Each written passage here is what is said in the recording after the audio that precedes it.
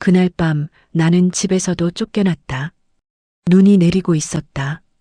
4월인데 눈이 내렸다. 봄이 왔다고 생각했는데 하늘은 아직 겨울이었다. 눈송이가 가로등 불빛 아래로 천천히 떨어졌다. 고급 주택가 골목은 조용했다. 이 시간에 이 동네를 걸어 다니는 사람은 없었다. 나만 있었다. 옷은 바뀌었지만 어제 취임식장에서 나올 때와 달라진 것이 없었다. 아니, 하나 달라진 게 있었다. 그때는 남편이 있었는데 지금은 없었다. 서유는 집 앞에 섰다. 7년 동안 매일 들어왔던 현관이었다. 눈을 감고도 찾아올 수 있는 곳이었다. 퇴근하는 도연 씨를 기다리면서 몇 번이나 이 앞을 서성였는지 모른다. 늦은 밤 혼자 들어오면서 이 문을 열 때마다 그래도 여기가 내 집이라고 생각했다. 집에 가면 괜찮아질 거라고 생각했다. 일단 들어가자. 익숙한 공간에 있으면 숨이라도 쉬어질 것 같았다. 뜨거운 물로 샤워를 하고 내 침대에 누우면 그러면 어제 일이 꿈처럼 느껴질 것 같았다. 비밀번호를 눌렀다. 손이 미세하게 떨렸지만 번호는 외우고 있었다. 7년 동안 매일 누른 번호였다.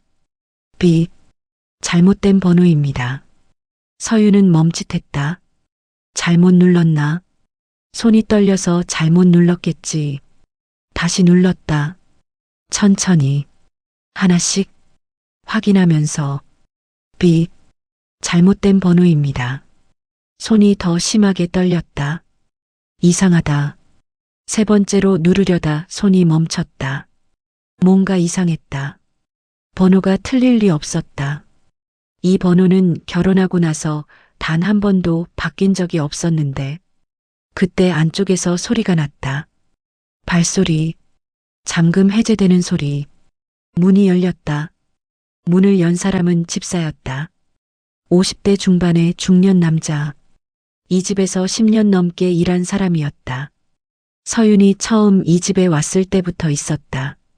항상 조용하고 단정하고 군더더기 없는 사람. 그 사람이 서윤을 보는 눈빛이 이상했다. 조심스럽고 미안하고 어딘가 아파 보였다.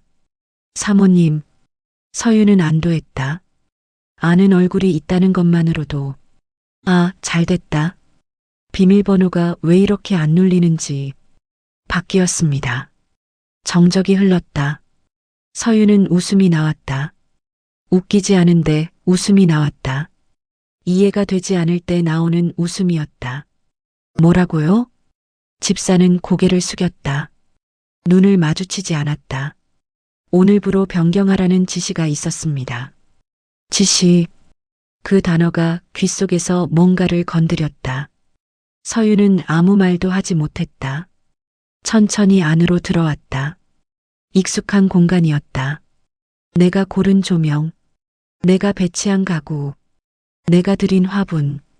7년 동안 내 손이 닿았던 것들이 그대로 있었다. 근데 공기가 달랐다. 뭐라고 설명할 수 없는데 달랐다. 이 집이 내 집이 아닌 것 같은 느낌. 내가 여기 있으면 안 될 것 같은 느낌.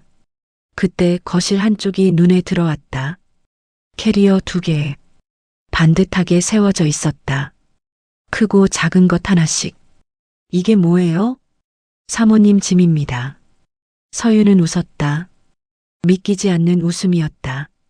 억지가 아니라 진짜로 이 상황이 이해되지 않아서 나오는 웃음. 장난하지 마세요. 지시였습니다. 지시. 또 그 단어였다. 누가요? 집사는 대답하지 않았다. 대답하지 않는 것 자체가 이미 답이었다. 서윤의 입술이 떨렸다. 회장님이요? 침묵. 설마 진짜로. 그때 계단에서 발소리가 들렸다. 내려오는 사람을 보는 순간 서윤은 굳었다. 지수였다. 편안한 홈웨어를 입고 있었다. 검정 니트에 와이드 팬츠. 머리는 자연스럽게 내려져 있었다. 슬리퍼를 신고 있었다. 이 집 사람처럼, 처음부터 여기 살았던 사람처럼. 서유는 자신의 눈이 잘못된 건가 싶었다. 여기 왜 있어요? 지수는 당황하지 않았다. 서윤을 보는 눈빛이 흔들리지 않았다. 기다리고 있었어요. 여기가 어디인지 알아요?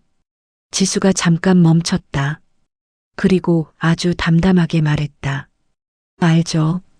짧은 침묵. 이제 제 집이니까요. 서윤의 표정이 무너졌다. 그 말이 공기 중에 떠 있었다. 서윤은 지수를 보다가 캐리어를 보다가 집사를 봤다. 집사는 여전히 고개를 숙이고 있었다. 아무도 이 상황을 부정하지 않았다. 그게 더 나빴다. 이제 제 집이니까요. 그 말이 귓속에서 맴돌았다. 서윤은 한동안 움직이지 못했다. 지수를 보다가 캐리어를 보다가 거실 조명을 봤다. 내가 고른 조명이었다. 결혼하고 첫 해에 도연 씨랑 같이 가구점 돌아다니면서 2시간 넘게 고른 조명이었다. 그게 지금 저 여자를 비추고 있었다. 미쳤어요? 목소리가 떨렸다. 떨리지 않으려 했는데 지수는 표정이 변하지 않았다. 아니요. 여긴 내 집이에요. 아니에요. 지수가 한 걸음 다가왔다. 조용히, 천천히, 서두르지 않는 걸음이었다. 이길 걸 아는 사람의 걸음이었다. 당신 집이었던 거죠. 과거형이었다. 서윤의 숨이 막혔다.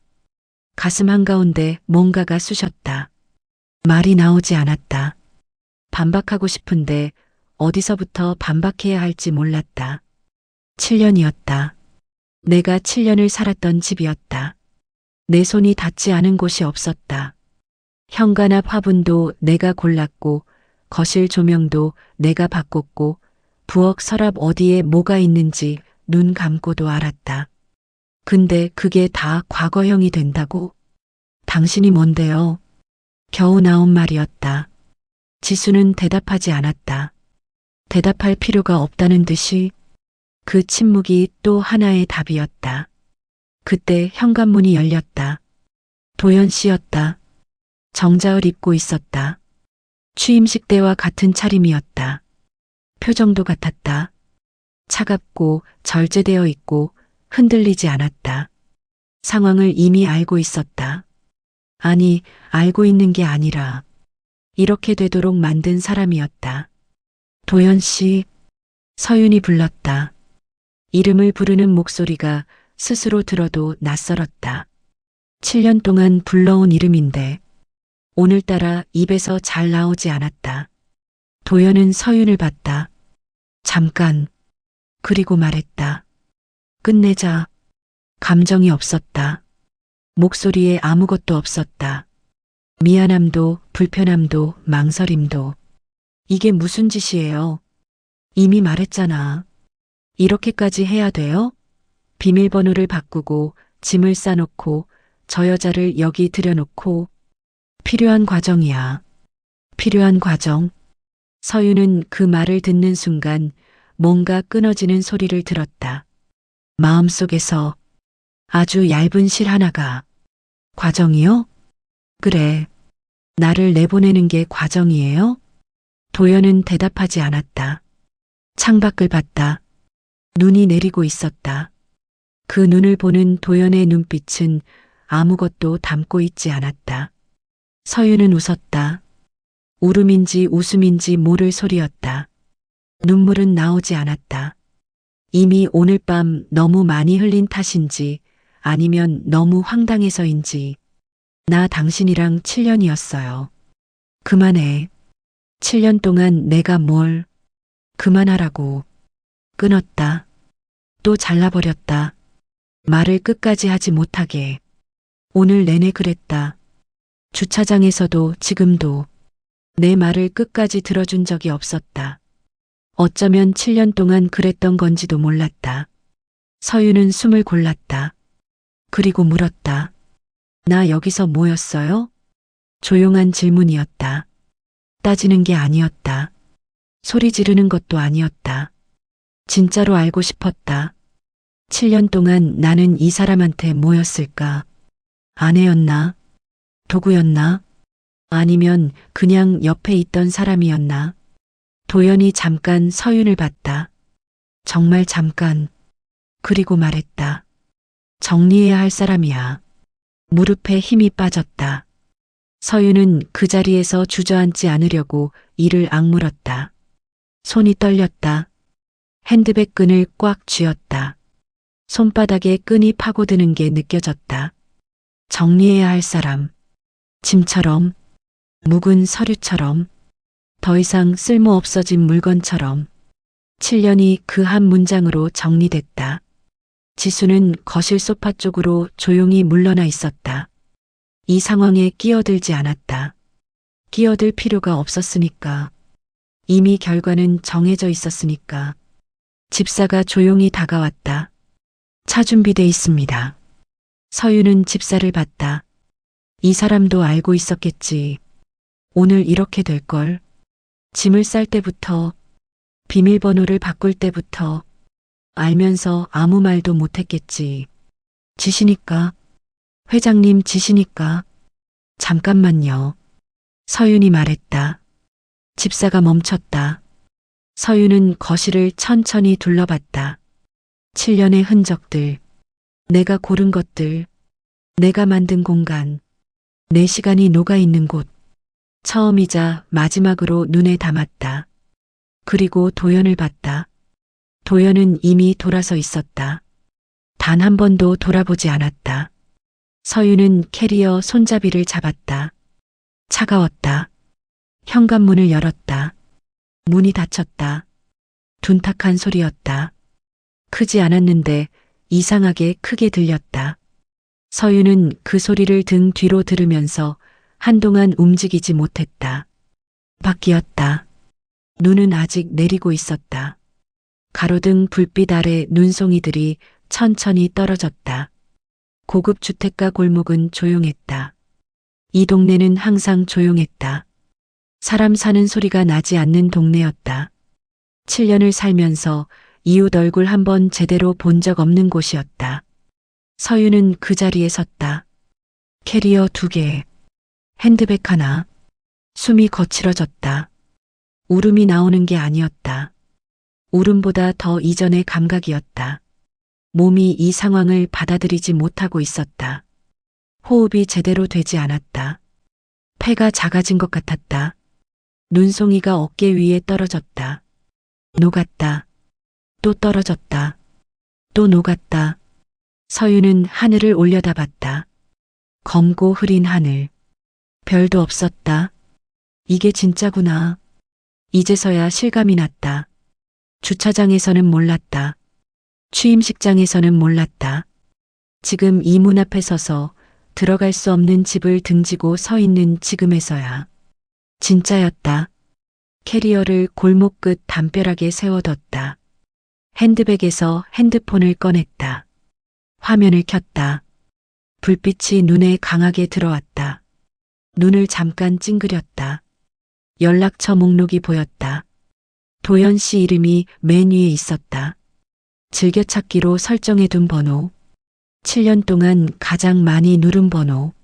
손가락이 그 위에 머물렀다. 누르지 않았다. 누를 수 없었다. 전화를 해서 뭐라고 할 건데. 제발 다시 생각해달라고. 나갈 데가 없다고.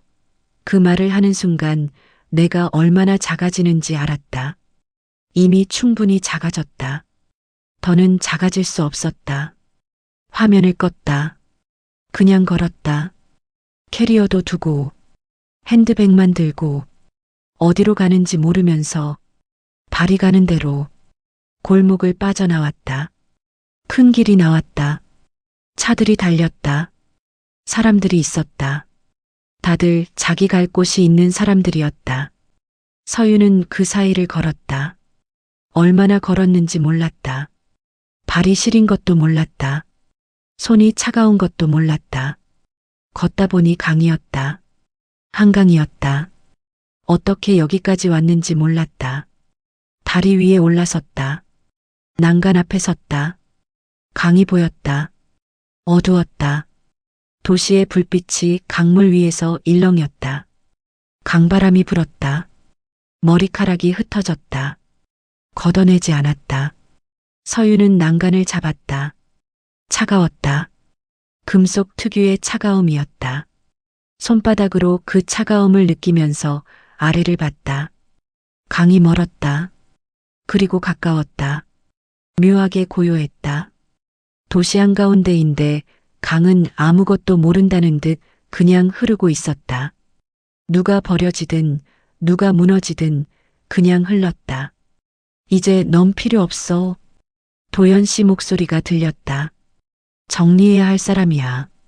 이제 제 집이니까요. 지수의 목소리도 들렸다. 서유는 눈을 감았다.